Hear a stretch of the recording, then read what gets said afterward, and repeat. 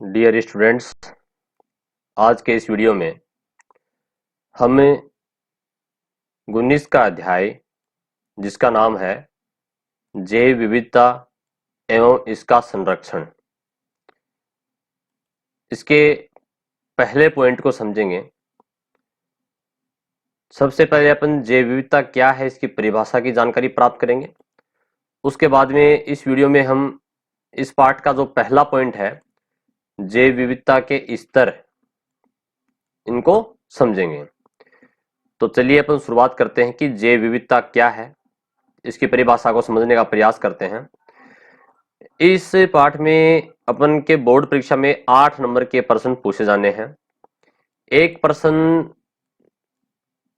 और एक प्रश्न, 2 प्रश्न अपने होंगे ए खंड में से, जो सेक्शन ए होगा यानी कि ऑब्जेक्टिव टाइप का, और छोटा क्वेश्चन होगा उस वहां से आएगा।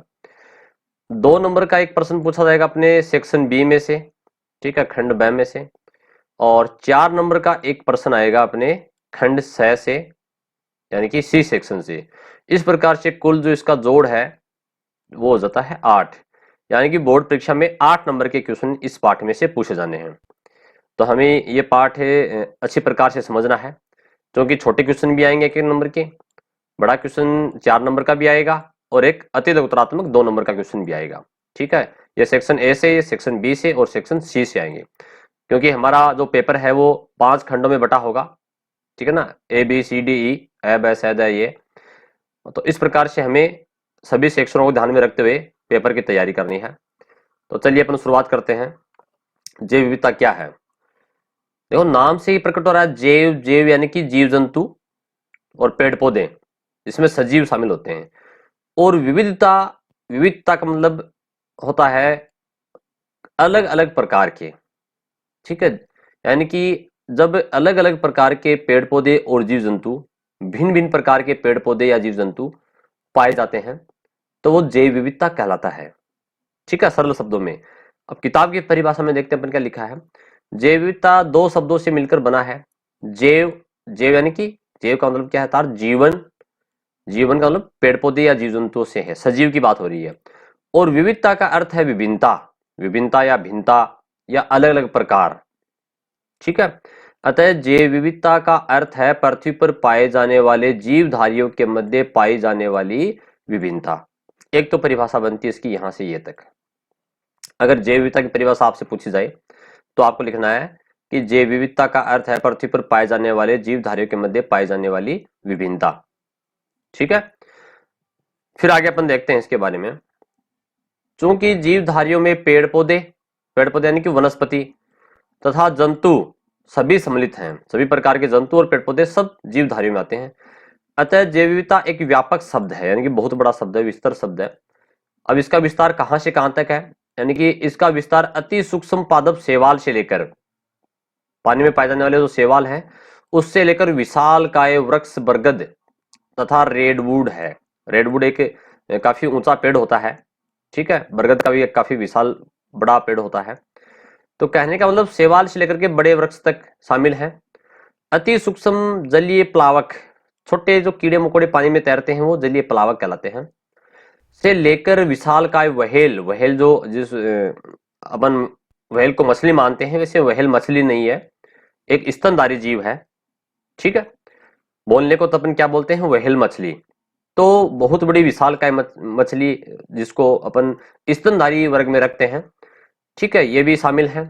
और अति सूक्ष्म जीवाणु यानी कि बैक्टीरिया से लेकर के विशाल काय हाथी तक, हाथी जो विशाल काय जीव है वहां तक शामिल है। कहने का मतलब जैव विविधता का मतलब छोटे मोटे शैवाल से लेकर के बड़े बड़े जो पेड़ हैं या जंतु, छोटे मोटे जीव जंतु हैं, उससे लेकर के बड़े बड़े विशालकाय जंतु जैसे व्हेल है, हाथी है, ये सारी अलग अलग प्रकार की वैरायटी या भिन्न भिन्न प्रकार के जीव जंतु पाए जाते हैं, यही जैव विविधता है। अब देखिए आगे एक अलग से क्वेश्चन बनता है।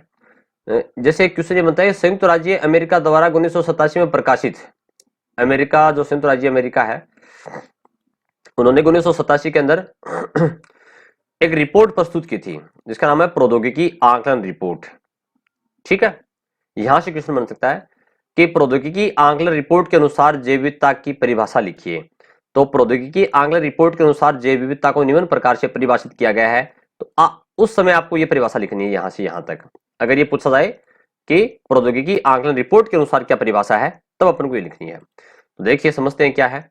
जीव जंतुओं में पाए जाने वाली विभिन्नता या विषमता, विषमता मतलब अलग अलग प्रकार के, या पारिस्थितिकी जटिलता ही जैविकता कहलाती है। पारिस्थितिकी जटिलता यानी कि पारिस्थितिकी जो तंत्र है उसमें अलग अलग प्रकार के पेड़ पौधे जीव जंतु अपन को देखने को मिलते हैं।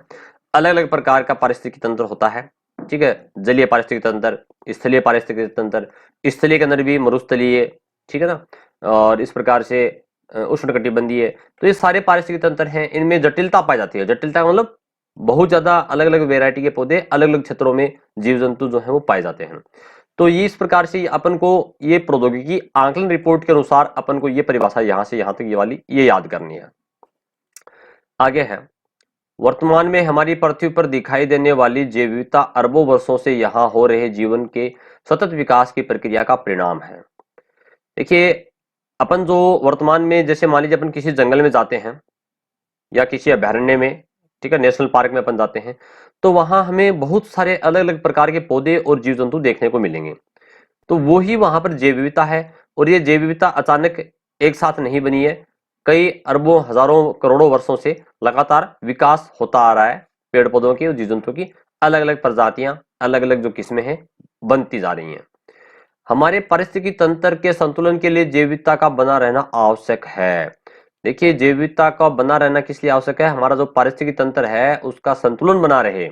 जो इकोसिस्टम है, पारिस्थितिकी तंत्र जो मैंने बताया अभी आपको, है ना, जैसे जलीय पारिस्थितिकी तंत्र है, स्थलीय पारिस्थितिकी तंत्र है, तो इसका संतुलन बने रहने के लिए जैव विविधता बहुत जरूरी है। ठीक, अब मेरे ख्याल से आप समझ गए होंगे जैव विविधता का मतलब क्या है। फिर भी आप एक बार थोड़ा सा मोटा मोटी और देख लें।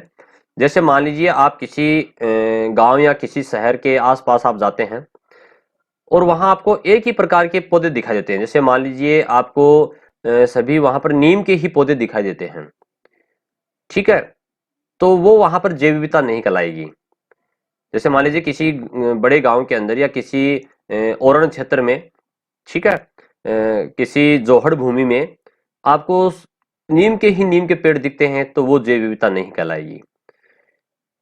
मतलब वहां पर नीम के साथ में अगर आपको शीशम के, बरगद के, है ना, सफेदे के, या फिर अन्य जितने भी और भी पेड़ पौधे हैं, बबूल है, वो सभी प्रकार के बहुत सारे वेराइटी के अलग अलग प्रकार के पौधे दिखाई देंगे, तब वो जैव विविधता कहलाएगी। ठीक है, जैसे मान लीजिए किसी जंगल क्षेत्र में 100 नीम के पेड़ हैं, तो वो जैव विविधता नहीं है। परंतु वहां पर 10 पेड़ शीशम के हैं, 10 पेड़ जो है वो बरगद के हैं, 10 वृक्ष जो है वो अपने अलग कोई भी जैसे बबूल है उसके हो सकते हैं।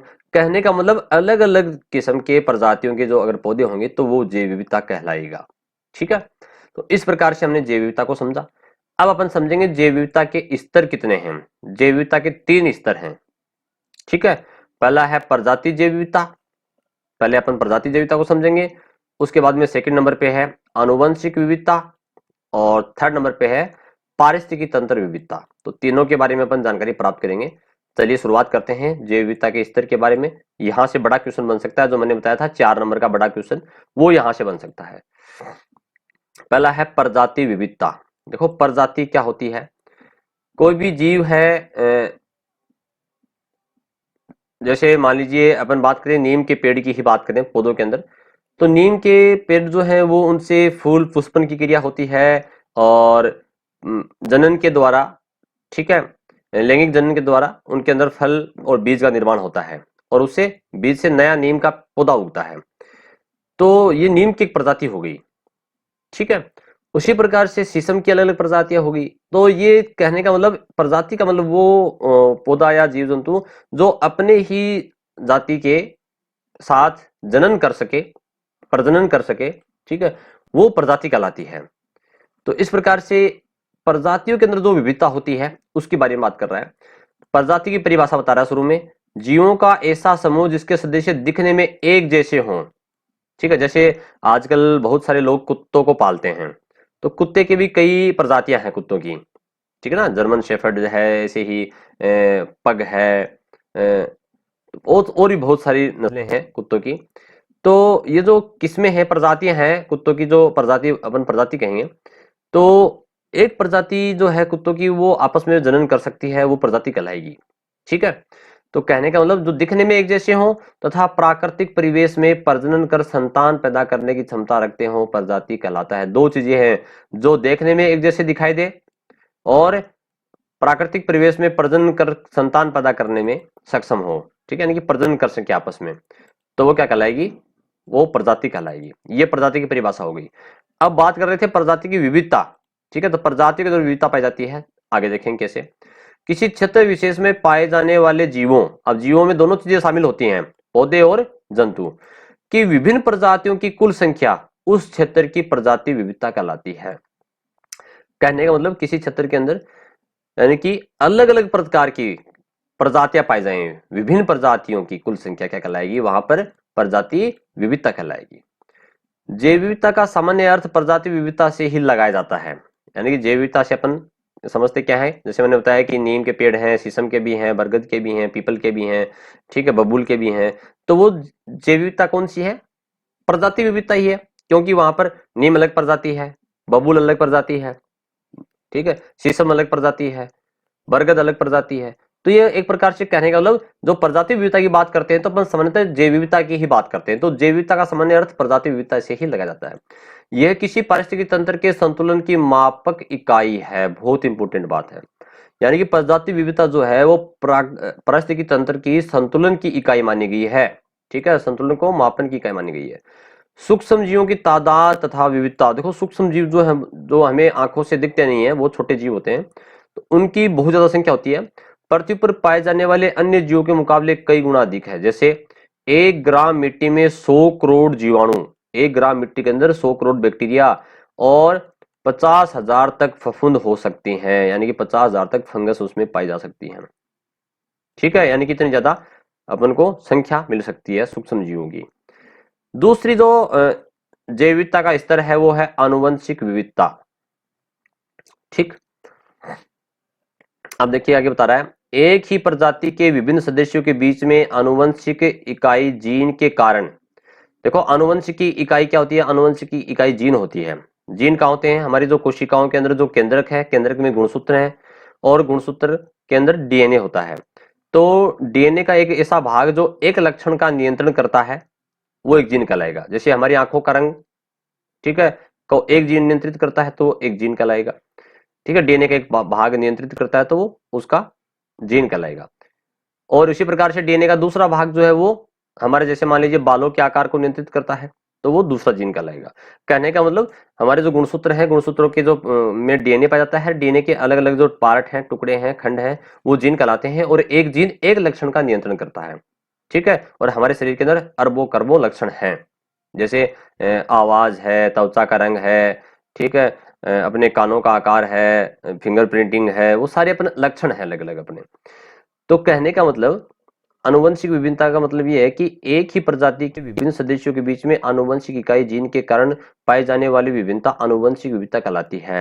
अब प्रजाति तो एक ही है, ठीक है, लेकिन उस प्रजाति की फिर आगे और उपजातियां बन जाती हैं, उप प्रजाति बन जाती है।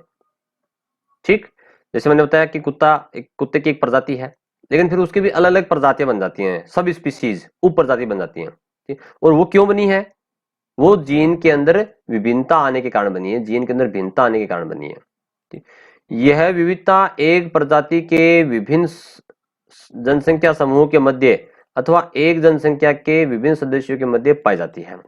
कहने का मतलब यानी कि एक ही प्रजाति के, जैसे मैंने बताया था अलग अलग प्रकार के कुत्ते हैं, तो वो उनके अंदर जैव विविधता, आनुवंशिक जैव विविधता कहलाती है। विश्व के विभिन्न पारिस्थितिक तंत्रों में एक प्रजाति, जैसे मान लीजिए चावल है, तो चावल अपने कई प्रकार का आता है, बासमती चावल है, ठीक है, बहुत सारी प्रजातियां हैं चावल की भी, सभी स्पीसीज हैं। या हिरण या मेंढक की विभिन्न गुणों के साथ पाया जाना आनुवंशिक विविधता का उदाहरण है। यानी कि अपन ये कहें कि विश्व के विभिन्न पारिस्थितिक तंत्रों में, जैसे मान लीजिए अमेरिका के अंदर पाया जाने वाला जो चावल है वो अलग प्रकार की प्रजाति का होगा, यानी कि अलग सब स्पीसीज का होगा। ठीक है, इसी प्रकार से भारत में पाया जाने वाला जो चावल है उसकी जो वेराइटी है, किस्म है, वो अलग होगी। तो कहने का मतलब ये है कि यानी कि अलग अलग पारिस्थितिक तंत्रों में एक ही प्रजाति के है तो चावल ही वो, लेकिन चावल के भी फिर अलग अलग प्रकार हो जाते हैं, तो वो क्या कहलाएगा, वहां पर आनुवंशिक विविधता कहलाएगा। ठीक है, किसी प्रजाति के सदस्यों में आनुवंशिक विभिन्नता जितनी अधिक होगी उसके विलुप्त होने का खतरा उतना ही कम होगा, क्योंकि उसके वातावरण के साथ अनुकूलन करने की क्षमता अधिक होगी। बहुत इंपॉर्टेंट लाइन है ये, वेरी वेरी इंपॉर्टेंट। यानी कि ये क्वेश्चन ये पूछ सकता है कि किसी प्रजाति के सदस्यों में आनुवंशिक विविधता जितनी अधिक होगी उसके विलुप्त होने का खतरा उतना ही कम क्यों होगा। जैसे मान लीजिए चावल की अलग अलग किस्में पाई जाती हैं, चावल एक प्रजाति है, ठीक है, और फिर आगे उसके अलग अलग क्या है, सब स्पीसीज हैं, उप प्रजातियां हैं। तो वो प्रजाति के अंदर विभिन्नताएं आने के कारण, जीन के अंदर बदलाव आने के कारण अलग अलग चावल बन गए, ठीक है। तो बहुत सारे प्रकार के चावल बन गए, तो उससे क्या होगा कि वो चावल जो है वो विलुप्त होने का खतरा उसको नहीं होगा। क्यों? क्योंकि उसकी बहुत सारी अनुकूलित, पर्यावरण के, वातावरण के अनुकूलित बहुत सारी उसकी चावल की किस्में बन चुकी हैं, ठीक। तो इसलिए जो प्रजाति आनुवंशिक विभिन्नता जितनी अधिक रखता है, ठीक है, उसके विलुप्त होने का खतरा उतना ही कम हो जाता है। क्यों? क्योंकि उसकी बहुत सारी प्रजातियां वातावरण के अनुकूलित हो चुकी हैं, ठीक है, वातावरण के साथ में उसका अनुकूलन करने की क्षमता उनमें अधिक पाई जाती है, इस कारण से वो विलुप्त नहीं हो पाती हैं। इसी विभिन्नता के कारण एक प्रजाति के नए सदस्यों किस्मों का जन्म होता है, और जैसे चावल की नई नई किस्में बनती रही हैं, आगे भी बनती रहेंगी ऐसे ही, ठीक है, तो ये बनती रहती हैं। अगला है पारिस्थितिकी तंत्र विविधता। देखो पारिस्थितिकी तंत्र के अंदर जैविक और अजैविक घटक जो है वो आपस में मिलकर के परस्पर जो है ना साथ साथ चलते हैं, एक दूसरे को प्रभावित करते हैं, तो पारिस्थितिकी तंत्र कहलाता है। तो पारिस्थितिकी तंत्र के अंदर विविधता होती है अलग अलग, जैसे वो वहाँ के तापमान, ठीक है ना, वहाँ की जलवायु, जलवायु के अंदर ये मृदा, मिट्टी है ना, प्रकाश, ये सारी चीजें शामिल हो जाती हैं। तो ये पारिस्थितिकी तंत्र के अंदर भी विविधता पाई जाती है, ठीक है, क्षेत्र के हिसाब से। किसी क्षेत्र विशेष के समस्त जीव जंतु की परस्पर तथा उसके पर्यावरण के विभिन्न अजैविक घटकों में अंतः क्रियाओं से निर्मित तंत्र पारिस्थितिकी तंत्र कहलाता है। तो पारिस्थितिकी तंत्र किसे कहते हैं? यानी कि जीव जंतु और उनके अजैविक घटक। देखो जीव जंतु तो है जैविक घटक, पारिस्थितिकी तंत्र की दो चीजें होती हैं, जैविक घटक जिसमें जीव जंतु है यानी कि पेड़ पौधे शामिल हैं, और अजैविक घटक जिसमें मिट्टी है, प्रकाश है, ताप है, वायु है, ठीक है, वो अजैविक घटक कहलाते हैं। तो ये जैविक घटक और अजैविक घटक आपस में परस्पर क्रिया करके पारिस्थितिकी तंत्र का निर्माण करते हैं। तो ये पारिस्थितिकी तंत्र दो चीजों से बनता है, जैविक घटक पेड़ पौधे जीव जंतु, और अजैविक घटक जिसमें मैंने बताया आपको मिट्टी, वायु, प्रकाश, ताप, ये सारे शामिल होते हैं। पृथ्वी पर अनेक प्रकार के पारिस्थितिकी तंत्र पाए जाते हैं। देखो हमारी पृथ्वी के ऊपर बहुत सारे प्रकार के पारिस्थितिकी तंत्र, जैसे घास के मैदान, वहां पर एक पारिस्थितिकी तंत्र अलग होगा, पहाड़ी क्षेत्र का पारिस्थितिकी तंत्र अलग होगा, मरुस्थल डेजर्ट एरिया में अलग होगा, नम भूमि जहां पर आर्द्र जलवायु होती है वहां पर अलग होगा, समुद्र के किनारे या झील के किनारे, ठीक है, समुद्रीय जो है पारिस्थितिक तंत्र वो अलग होता है, नदी घाटी का पारिस्थितिक तंत्र अलग होता है, उष्ण कटिबंधीय वन क्षेत्र जहां पर घने जंगल वन पाए जाते हैं वो उष्ण कटिबंधीय क्षेत्र, वहां का पारिस्थितिक तंत्र अलग होगा। कहने का मतलब पारिस्थितिक तंत्रों के अंदर भी विविधताएं पाई जाती हैं। इन पारिस्थितिक तंत्रों की अपनी भौगोलिक एवं पर्यावरणीय विशेषताएं होती हैं, यानी कि अलग अलग विशेषताएं हैं, कहीं पर तापमान ज्यादा है, कहीं पर तापमान कम है, कहीं पर बरसात ज्यादा होती है, कहीं कम होती है, ठीक है, वो सारी चीजें इसमें आती हैं, जिस कारण यहाँ पाए जाने वाले जीव जंतुओं में पौधों में विभिन्नता होती है, यानी कि पौधों के अंदर विभिन्नता आ जाती है और जीव जंतुओं के अंदर भी कुछ अंतर आ जाता है, ठीक है। यह विभिन्नता ही पारिस्थितिक तंत्र की विविधता कहलाती है, इसे क्या कहते हैं? पारिस्थितिक तंत्र की विविधता कहते हैं। तो इस प्रकार से हमने जैव विविधता के जो स्तर हैं उनके बारे में जानकारी प्राप्त की। 3 स्तर है, बड़ा क्वेश्चन बन सकता है यहाँ से, इसको हमें ध्यान से समझा। धन्यवाद।